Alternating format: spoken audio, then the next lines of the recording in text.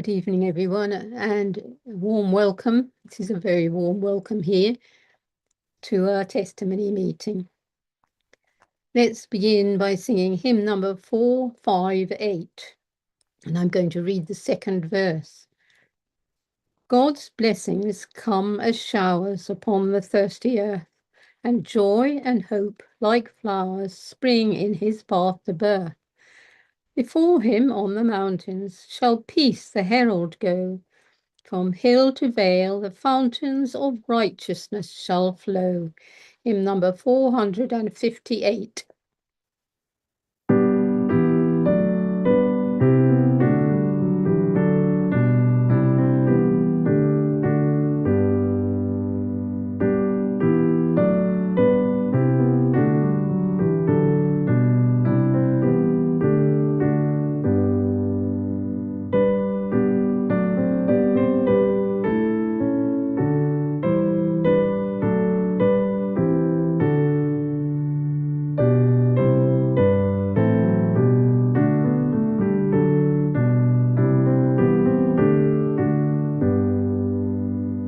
Christ comes with succor speedy to those who suffer wrong, to help the poor and needy, and bid the weak be strong. Christ comes to break oppression, to set the captive free, to take away transgression and rule in equity.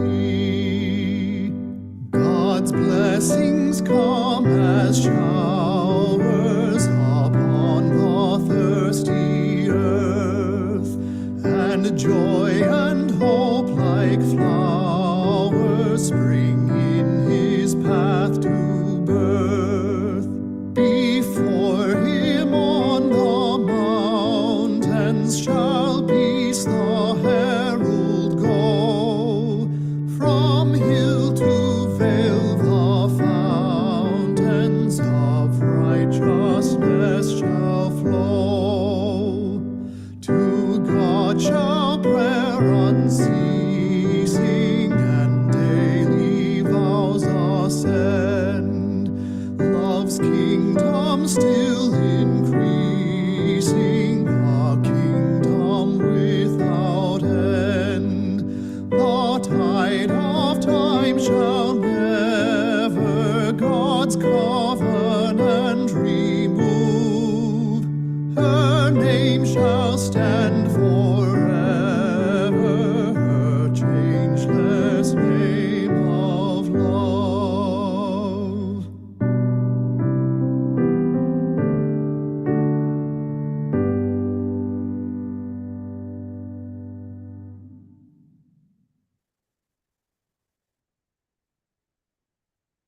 The subject of this evening's testimony meeting is hope. And I'm going to begin, as usual, by reading from the Bible, King James Version.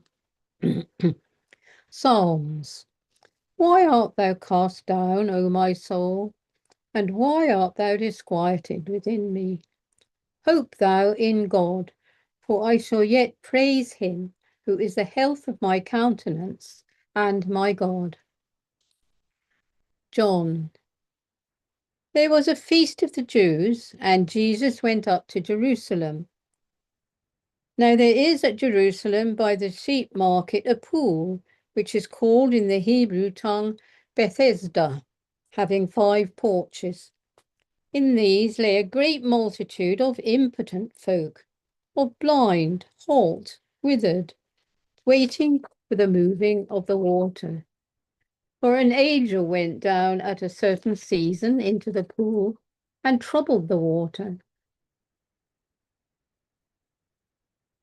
Whosoever first after the troubling of the water stepped in was made whole of whatsoever disease he had.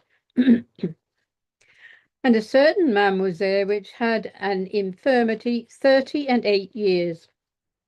When Jesus saw him lie and knew that he had been now a long time in that case, he saith unto him, Wilt thou be made whole? The impotent man answered him, Sir, I have no man when the water is troubled to put me into the pool. But while I am coming, another steppeth down before me. Jesus saith unto him, Rise, take up thy bed, and walk.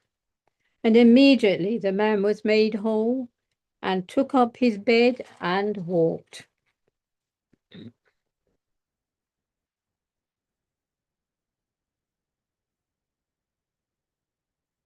Beloved, blessed is the man that trusteth in the Lord, and whose hope the Lord is. Matthew.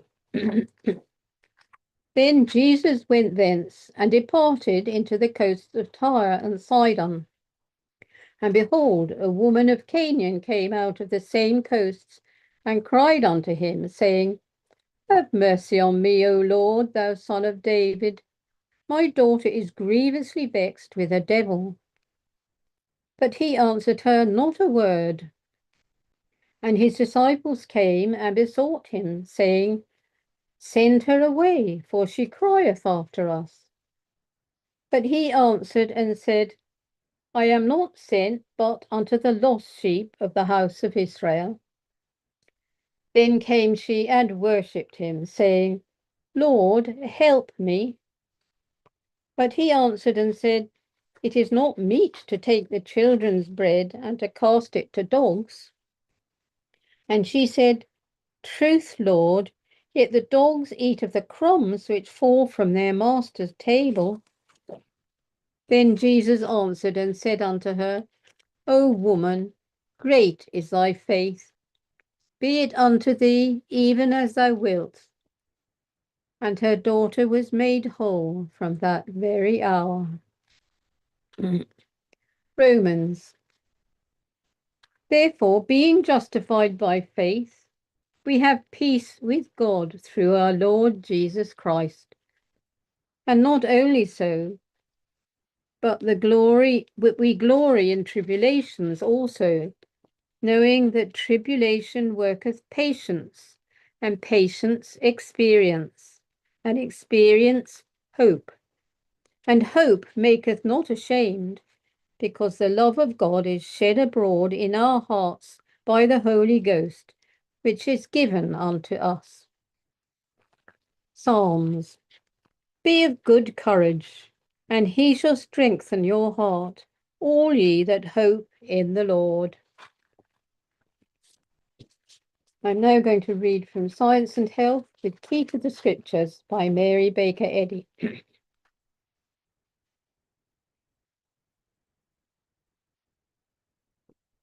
The nature of Christianity is peaceful and blessed, but in order to enter into the kingdom, the anchor of hope must be cast beyond the veil of matter into the Shekinah, into which Jesus had passed before us. And this advance beyond matter must come through the joys and triumphs of the righteous, as well as through their sorrows and afflictions. Like our Master, we must depart from material sense into the spiritual sense of being. The Hebrew bard, swayed by mortal thoughts, thus swept his lyre with saddening strains on human existence. As for man, his days are as grass, as a flower of the field, so he flourisheth. For the wind passeth over it, and it is gone, and the place thereof shall know it no more. When hope rose higher in the human heart, he sang, As for me, I will behold thy face in righteousness. I shall be satisfied when I awake with thy likeness. For with thee is the fountain of life. In thy light shall we see light. As human thought changes from one stage to another of conscious pain and painlessness, sorrow and joy, from fear to hope, and from faith to understanding, the visible manifestation will at last be man governed by soul, not by material sense. Reflecting God's government, man is self-governed. When subordinate to the divine spirit, man cannot be controlled by sin or death, thus proving our material theories about laws of health to be valueless. A physician of the old school remarked with great gravity, "We know that mind affects the body somewhat, and advise our patients to be hopeful and cheerful, and to take as little medicine as possible. But mind can never cure organic difficulties. The logic is lame, and facts contradict it. The author has cured what is termed organic disease as readily as he has cured purely functional disease, and with no power but the divine mind. Since God, divine mind, governs all, not partially but supremely, predicting disease does not dignify therapeutics.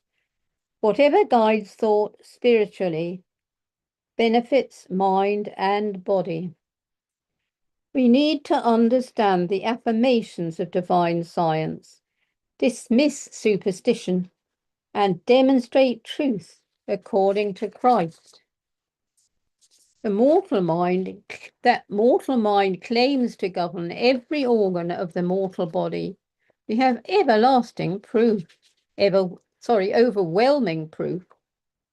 But this so-called mind is a myth and must by its own consent yield to truth.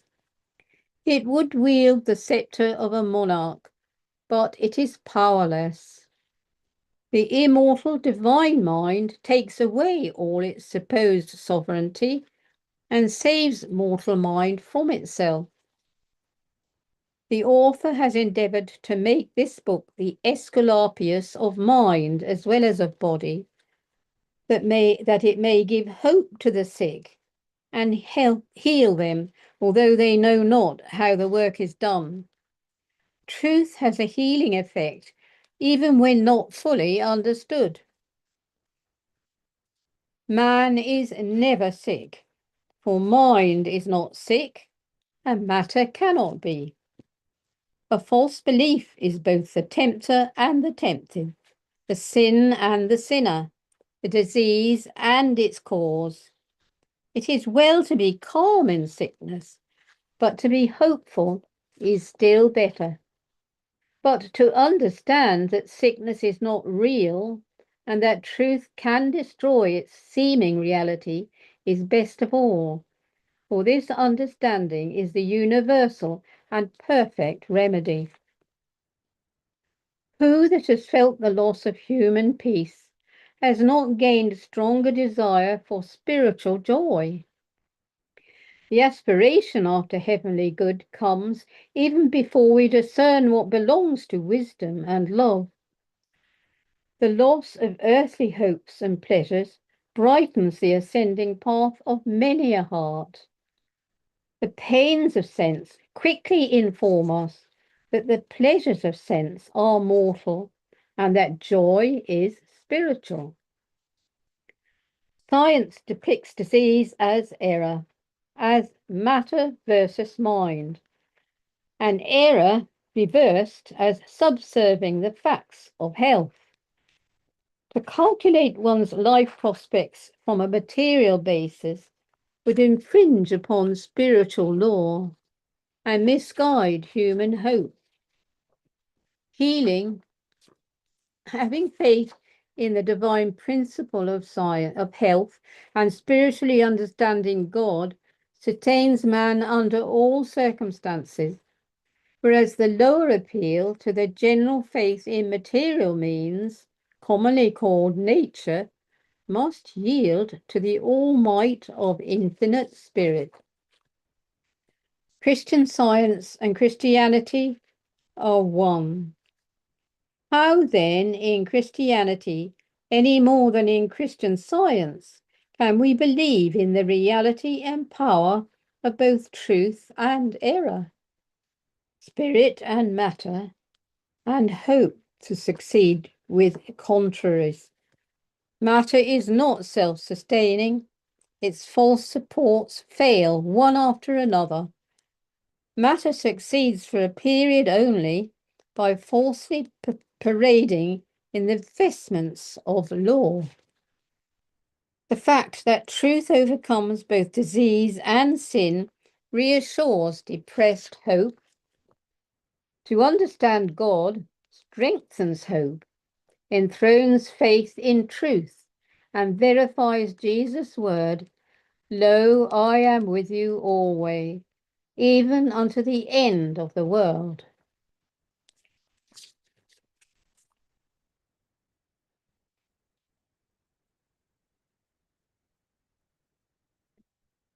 Now let's have a few moments of silent prayer and then repeat the Lord's Prayer together.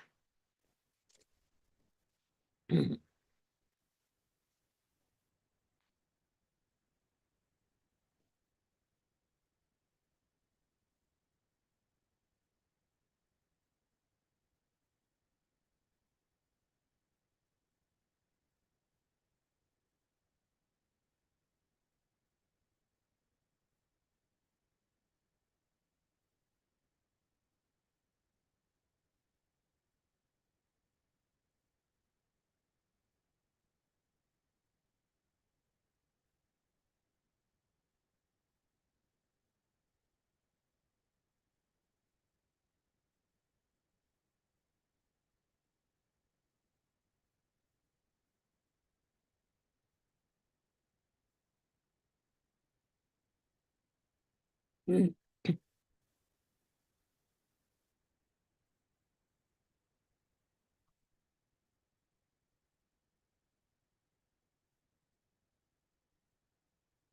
Lord's Prayer.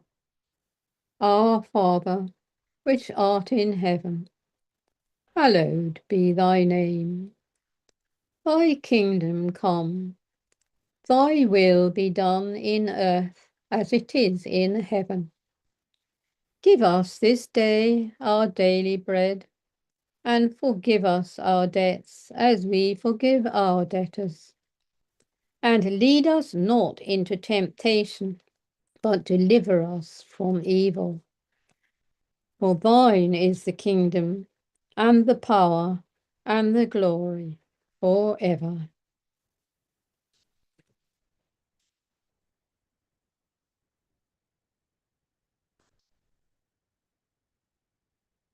A second hymn now is number 148, and I'm going to read the third verse. Green pastures are before me, which yet I have not seen. Bright skies will soon be o'er me, where darkest clouds have been. My hope I cannot measure, my path in life is free. My Father has my treasure, and he will walk with me. Hymn number 148.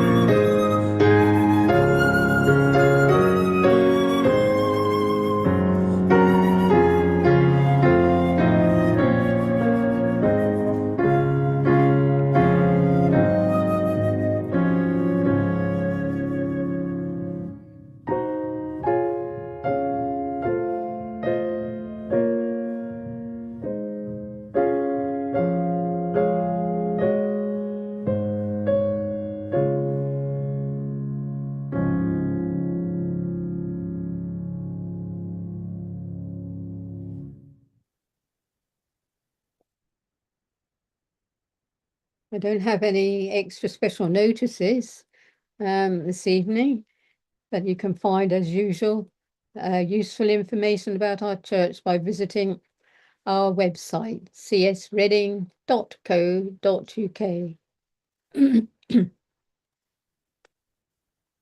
Now it's time for sharing inspiration, healings, and remarks on Christian Science. And don't forget to unmute yourself by pressing the appropriate icon on the screen, or if you're on the phone, to press star followed by 6 to unmute yourself. And then don't forget to mute yourself again when you've finished. So the meeting is now open for your contributions.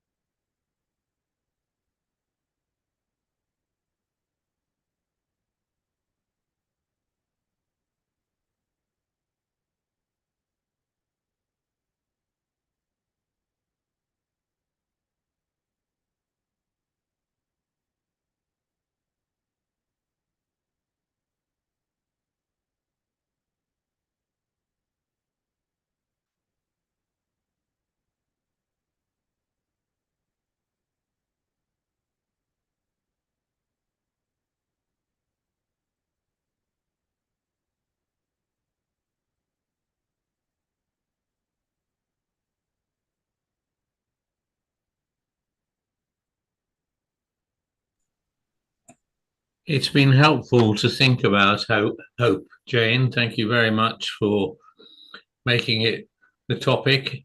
It reminded me, and I hope my knowledge of Greek mythology is not that brilliant, but isn't the story of Pandora's box involve a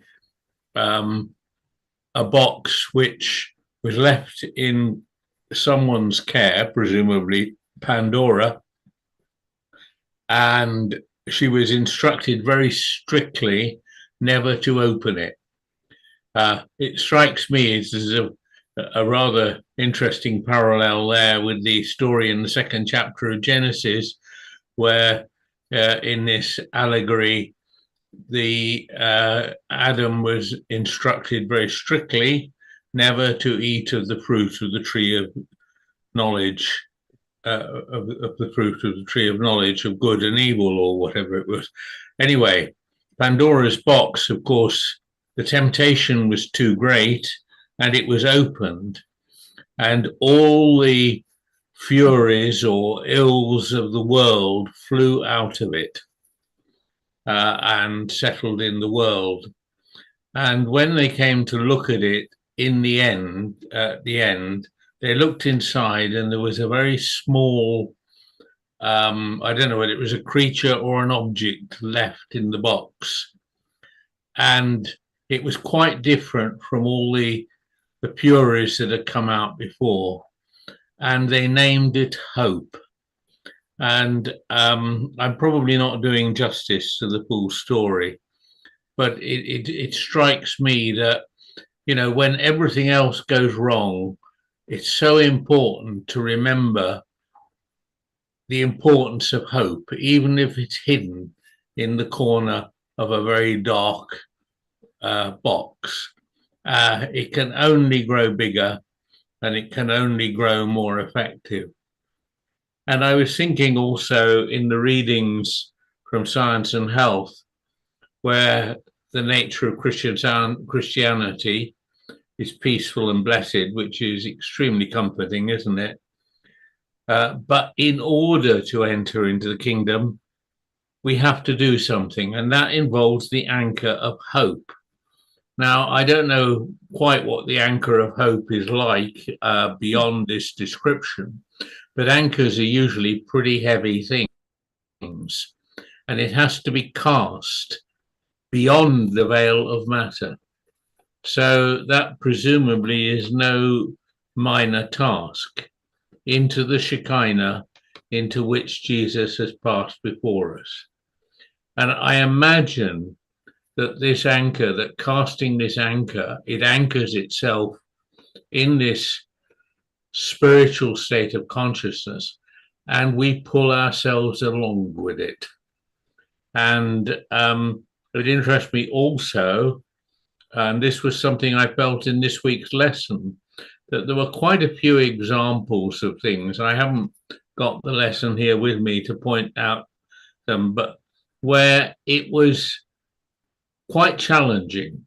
You know, the lesson on love is reassuring, but it says in quite a few occasions, but you have to do this.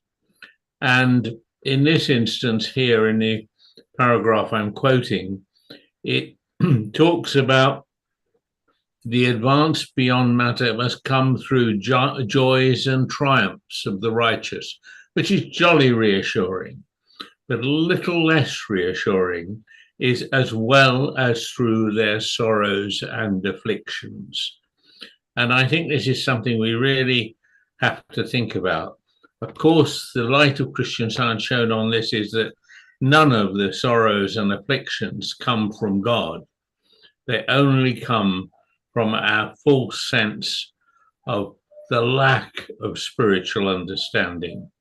But both the joys and triumphs and the sorrows and afflictions are part of this journey of hope, pulling ourselves along the anchor towards a greater sense of spirituality.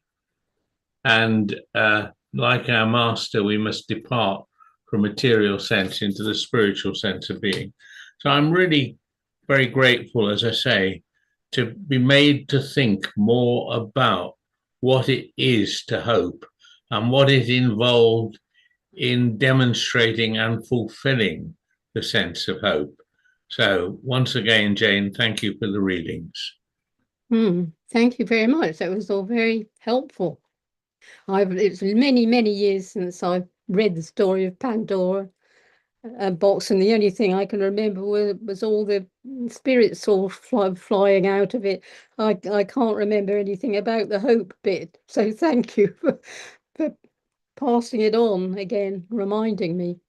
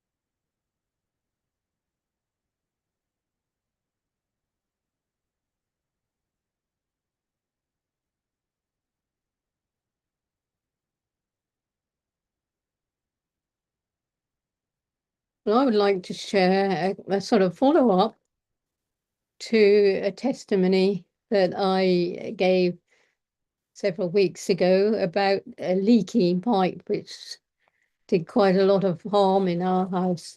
And we had to deal with that and dry all the carpets out and put tiles back in the kitchen and so forth. And that was all coped with eventually. And then some weeks after this, a couple of weeks ago, we found that a cupboard under the cooking hobs was full of water, and all the casserole dishes and things that were stored in there were swimming with water. As it was the weekend, we had to wait until Monday before we could get a plumber, and so had to turn the water off at the mains again. This time, my prayers led me to the well-known citation from Science and Health: divine love always has met and always will meet every human need. And also from miscellaneous writings Never ask for tomorrow. It is enough that divine love is an ever-present help. And if you wait, never doubting, you will have all you need every moment. So I concentrated on those two ideas and prayed to understand that they would literally cover all our human needs that were attempting to discourage me and David, my husband at that time, and try to make us believe that there was another power working against our Father's omnipotent loving care for us. I will mention here that I had been praying after the previous leaking problem and actually praying for our home, what home meant, that God had provided us with our home, that it was a spiritual structure of truth and love and not made up of bricks and mortar and other material elements. I prayed to understand more clearly that everything in our home comprised of spiritual right ideas and couldn't wear out, grow old, or be subject to leaks or imperfections, cracks, or anything else of any other kind.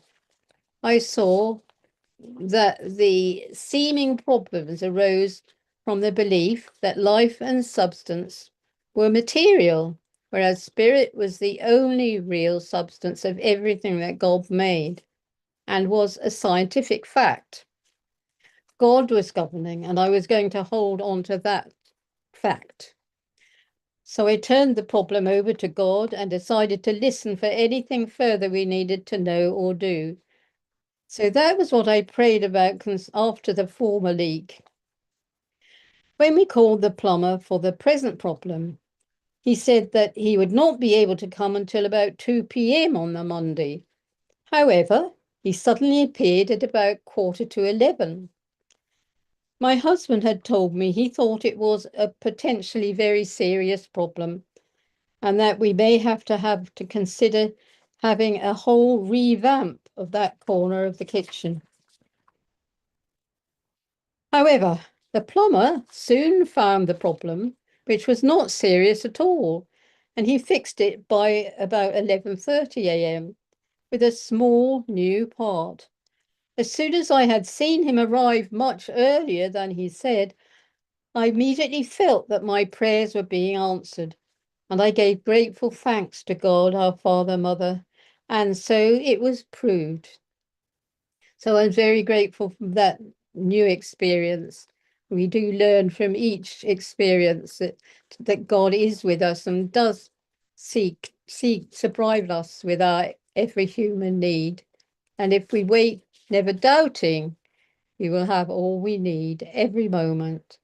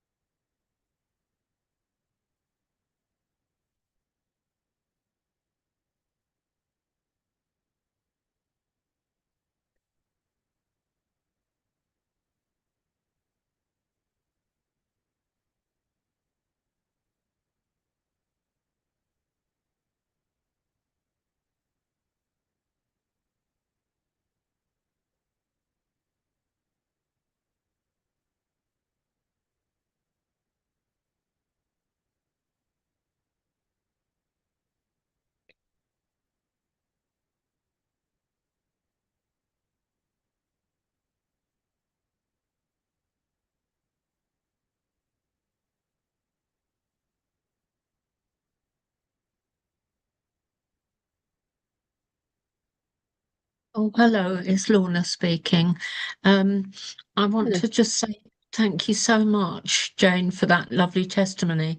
And what is so great about Christian Science is that we can turn our prayers to or turn to God for whatever the need is, whether it's not feeling well, whether it's problems at work, whether it's a blocked drain, or or things like that, that we can ask God for the wisdom and knowledge to do whatever the need is. And sometimes I've found it very helpful to thank before the answer has come. Yes, that has happened several times. And I've had an instance since yesterday where I have felt very concerned.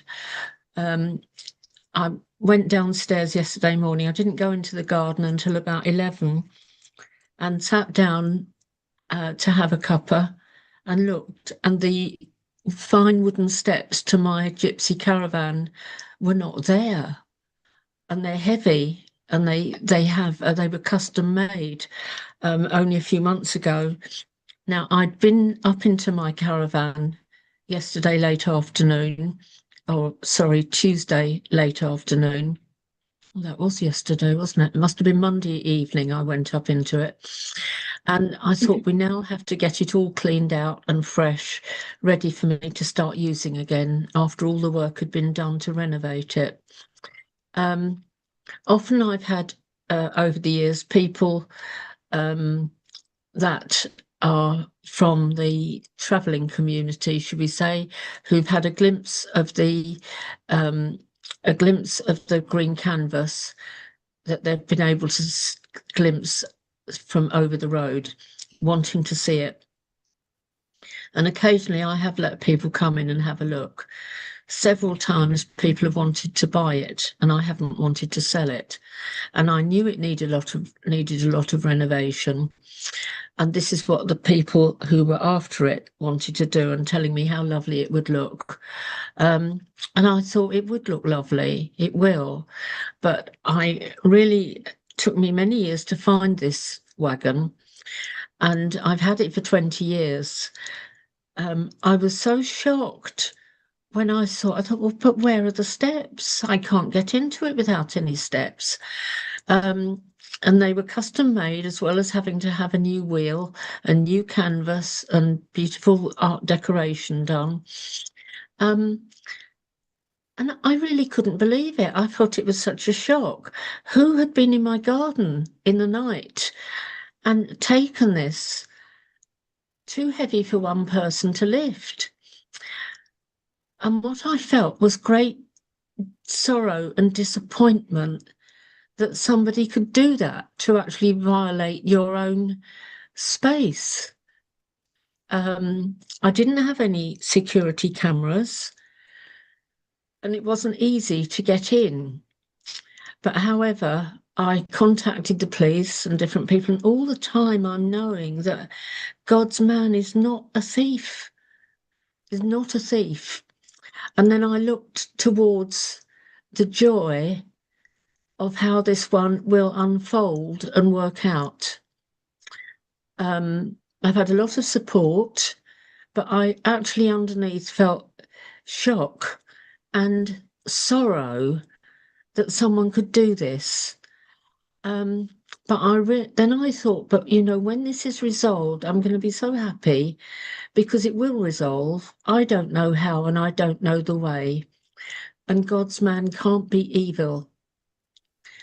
And I can't be afraid to be in the house alone at night because of somebody maybe getting into our garden. Trusting in the Father. And it's with your testimony and with many of us. It's whether it's a household thing, a block train, things I've had to learn to do since I've been alone. And I suppose you could regard, now I can rather look on it after nearly 4 years of losing my husband, that, well, it's a bit of an adventure, isn't it? Trying to find out how to work things out, and to find out how they can be done. And so I look forward now to a resolution of this, because by sharing it with others of like-mindedness, we know that there's always a resolution, however it comes. Instead of being frightened and angry, I don't want to feel like that. Because my first impulse after I'd thought about it a bit. Well, I'll go and sleep in my caravan out in the garden. And if somebody comes in, I shall jolly well deal with them. And I realise that's not the way to think about our fellow man. So I don't know how this will resolve. Same as you didn't know how your kitchen problem would resolve, but it was much more simple than you actually thought at the outset. And that's what I'm so grateful for, that whatever the problem is, we turn to God, and that's our first thought. And I'm so grateful for that, because there's so many instances where we need to pray for each other, for our family. There's endless opportunities. And I'm so grateful for that, so grateful for Christian Science, and just thank you. And it's wonderful to think we can get these meetings online. We'd much rather perhaps be in a church filled with other members or other people. But the very fact that you can actually finish your dinner sometimes while you're into a testimony meeting because you haven't had time before. So just thank you. Thank you very, very much. Thank you very much, Lorna. I like to think a lot about how everything is spiritual and always in its right place, because the spiritual idea can't be stolen, and there is nobody in God's spiritual kingdom that has any ability or even thought to steal anything, or nothing can enter into the kingdom of love. We got this lovely lesson this week on love, to defile God's kingdom and deprive God of his infinite care of his children, or to deprive his children of his infinite care. So I hope that's a helpful idea too. Thank you, it is. Thank you very much. Well, I don't know how it will resolve. And right now, I don't know how I can get into my wagon. My granddaughter has done it. She wanted to given it a spring clean inside last night. So she went up a short step ladder and got in. But I realised it's not a sensible thing for me to attempt. There's too much of a gap between the top of the steps and the little platform into the door. So there's no doubt that whatever will resolve with love and care. So just thank you for your testimony too.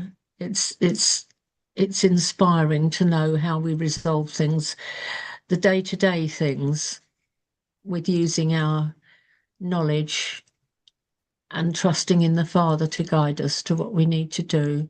So thank you very, very much. Thank you. It sounds like a lovely caravan. Sounds beautiful. I had such a job to find it, but I persevered, and I have had it from 21 years, I think now. Yes, 21 years. And it went from Lytham St Anne's to North Wales, where we lived then. Then we left there 15 years ago. We brought it back to Kent. There's been a lot of curiosity where people have had glimpse over the fence and will knock on the door and ask. And actually, I found that my daughters are chiding me, and I have to be careful because they say, but you're too friendly. You let people come and have a look. You know, you wander about in your caftan and people probably know you're a woman living there alone, and you leave too many windows open and too many doors open. And I'm trying to defend myself to them, but I realise that I did this to my dad. The older he got, the more we told him to be careful and not climb the ladder and I thought, well, it serves me right, it's payback time. So it's love and care. But I look at it that we're all God's children, and I can be sensible at the same time without turning people away, but to be careful and mindful and be grateful for my children's care of me. Although I don't feel I need it, but it's very kind. Well, Lorna, we look forward to hearing your testimony, how it resolves. Yes, that's right. Thank you. Thank you very much.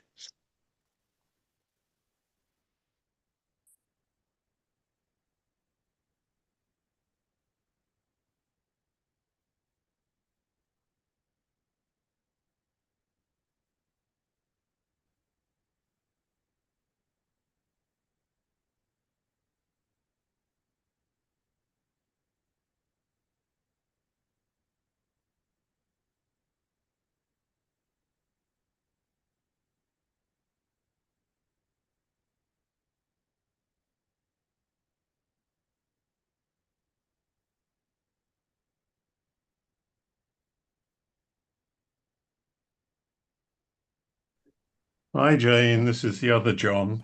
Hello, John, other John. Um, I'd just like to express my gratitude for the lesson sermons. I was reading this week's lesson earlier on this week, and I came to the first citation from Science and Health, which was at page 302, line 25, and it said, "God is love." And I just had a great sense of gratitude because that was the very first thing that I was ever taught in the Sunday school when I was knee-high to a grasshopper. And it just made me so grateful for all of the ideas of man's true being that were sort of shared with me, or talked about during my Sunday school years. So by the time I left Sunday school, there was a foundation there, but I then came out of my apprenticeship into a full-time job. I got married, I bought a house, and suddenly there were lots of challenges. And I think I started to discover the part of Science and Health near the beginning where it says, to those leaning on the sustaining infinite. And I'm just grateful for those people that had shown me glimpses of that sustaining infinite whilst I was in Sunday school. And also for those people after I left Sunday school, when I was in the forum with friends who were Christian Scientists. So I'm just grateful for all of those avenues and thoughts for those people that sort of shared the ideas of man's true being. And so I'm just grateful for all of that. And thank you very much for your readings tonight. Thank you, John.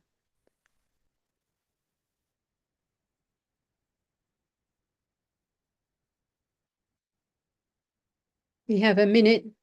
If anyone's got anything else to share, we can extend that minute if you start within the minute.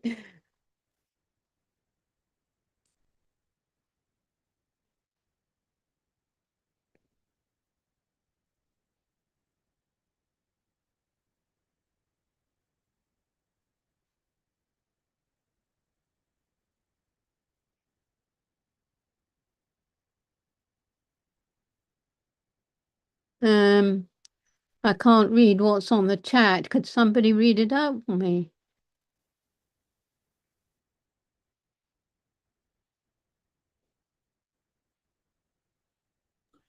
Yes, this is from Jane Harrison. It says, earlier today, I felt like telling somebody all about a few challenges. Then I read this quote: keep yourself busy with divine love.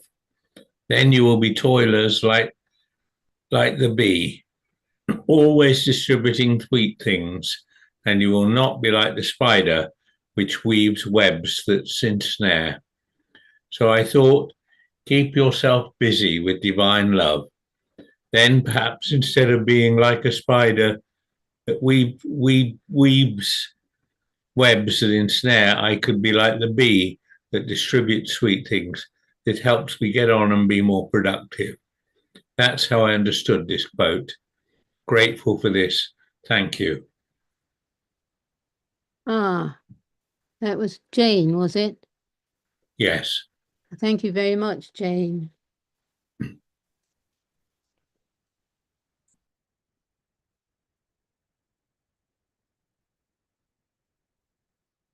Okay. Anybody else? No? Okay, so let's go on to our final hymn, which is number 88. And I'll read the last verse. Mighty Spirit, dwell with me. I myself would mighty be, mighty that I may prevail when unaided man must fail, ever by triumphant hope, pressing on and bearing up hymn number 88.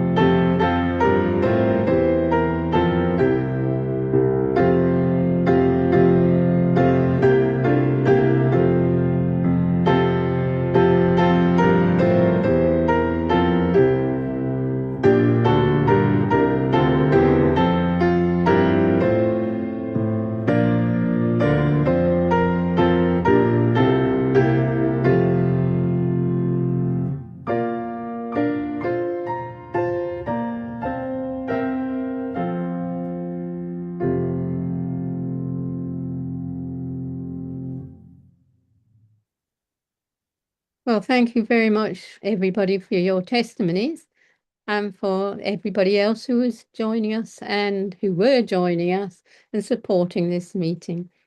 And so that's all for tonight. So good night to you all.